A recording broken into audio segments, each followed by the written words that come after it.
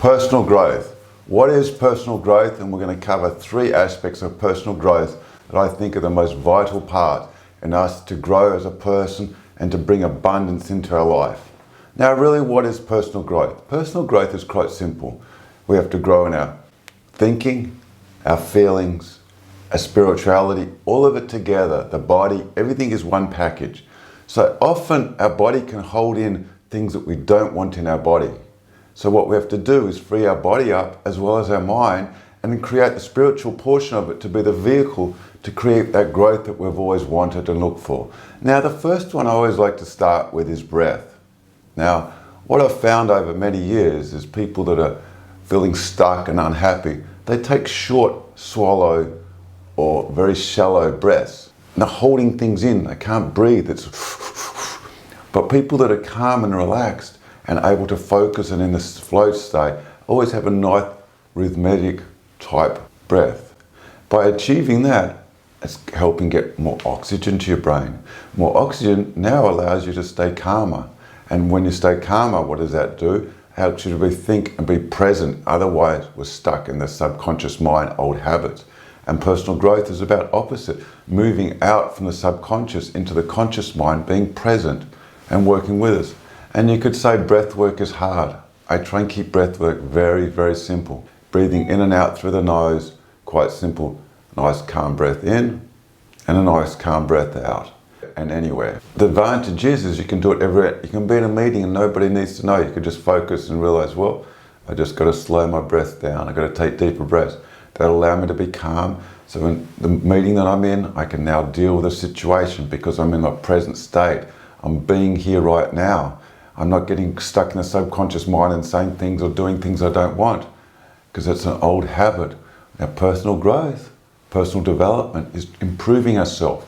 And yes, we're going to take steps back, and yes, it's going to be difficult, but you've got to remember the old program that keeps going, we're not happy with. Otherwise, you wouldn't be doing personal growth. So in order to do it, we've got to keep bringing it in, keep doing the breath work, and the more you do it, the more body will take it on, the more the body, the mind will take it on and think, wow, I enjoy this. I like doing this. I want to do more of it.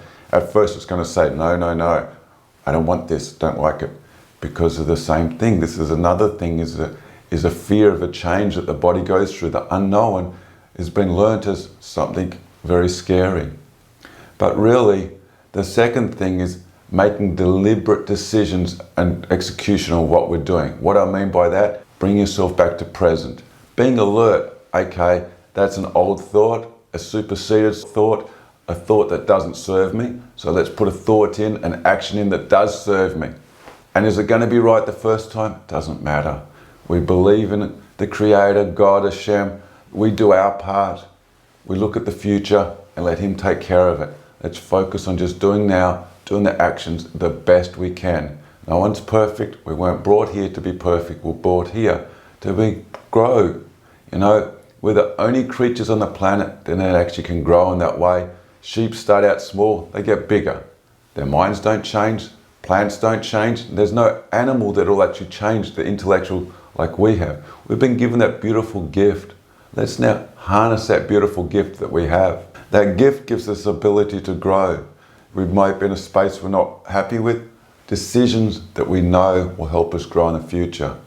And by accepting that, yes, this decision's not serving me, I need to replace it.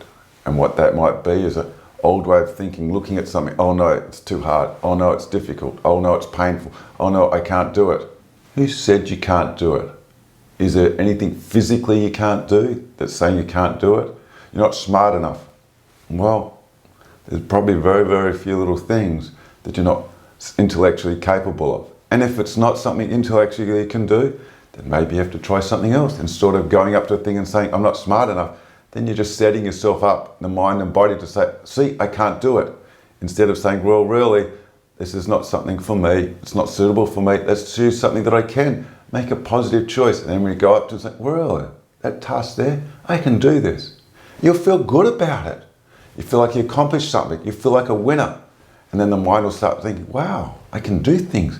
Instead of the old superseded habit of like, I can't do this. It doesn't feel good. That's what we're trying to replace. Bring it in with a new way. Keep bringing it in. Remember, each time you say, I can't do it, it's too hard, it's too difficult, you're repeating it over and over again. It could be many times a day, many times a week, I don't know. The point is the more we bring in the new, the more dominant it is, the more the mind's going to say, I like this, I'm going to keep bringing more. It's working, I'm feeling good about it. So that's what they want to do. And then it all of a sudden starts falling into the subconscious. The neuroplasticity replaces the old tracks of the old habit with the new ones. And it's not like cement where it's permanent. You can slip back, but that's realized, okay, I was able to do that before. Let's do it again. Let's go for it again. This is all part of it, making decisions. And once the breath work, bringing it in, and all of a sudden you can feel and see the thought coming in. May not really realize it's there because you could have had it for many, many years, for your whole life. I can tell you there's many things I've said and acted. It's like, I didn't realize I was doing that. People ask you this thing and you're like, it feels very normal in an abnormal way. So when we deliberately work it out, that one of I found the most successful ways is to actually just note it down, to be aware of it. Sometimes it can just simply disappear by just writing it down and listing it. Sometimes it may need a bit more work, maybe need a lot more work. But as soon as we've got that awareness, now we have the ability when that comes up and almost like stop it and replace it. We're not trying to fight it, we just replace it. Because the old habit is so dominant. The longer and the more we do it, the stronger it is. It's like flexing it, getting it stronger and stronger. We're actually strengthening something we don't want. So next start strengthening something we do want. Now these are such beautiful things. We can apply them to everything in life. We can apply them to income. We can apply them to relationships. We can apply them to health, to exercise. The more we do it, the more we keep bringing in the breath work, keep coming it back into the center, keep coming it back into being present. Now, one of the bonuses of doing all this is now the unknown area, the fear of the change, becomes a lot more calmer. The whole goal is the unknown, to make it not so much as an unknown as in a scary place, make the unknown as a place to look forward to. I think I've used this example before. It's like you want to go to a drive, you want to go on a holiday, you want to go somewhere new, you want to try something new to eat. You don't say, oh, I've never eaten that, I've never been there, I'm not going to touch that. It becomes exciting because we learned it. Oh, I want to try something new, this looks good, this tastes good, let's try it. Let's apply this to everything in our life as much as we can. Be the breath work, be deliberate about your thinking and the habits. Then we can catch them out, replace it like, okay, let's try it. You know, the worst thing could happen, you go back to the old way. God forbid, we can choose to go to the new way. Keep bringing it in. Keep being thankful. It's very powerful. These tools are simple but very effective. And one thing that I want to add to it is that just before falling asleep, we can actually do a little measure of what's happening during the day, the thoughts. Have we achieved it? It's a chance for us to look back and reflect. What have we gone through the day that we could change or can work on? Maybe you want to note it down, maybe you can just keep a mental image of it. But this way is like, you can feel successful tomorrow, because at the end of the day, just before sleep, you can allow it to be a calm place, a very tranquil place. The mind's knowing to relax, to unwind. So you can access into it to really be more of an observer and get more honest with ourselves. I don't mean it in a negative way, but our mind plays games in a way where we can be more honest and look inside. It's like, really, was that the thought that I wanted? Okay, let's jot it down. I want to try and practice doing it this way. Okay, maybe it doesn't work. Maybe I tried it this way, let's try it a different way. Write it down, whatever it is.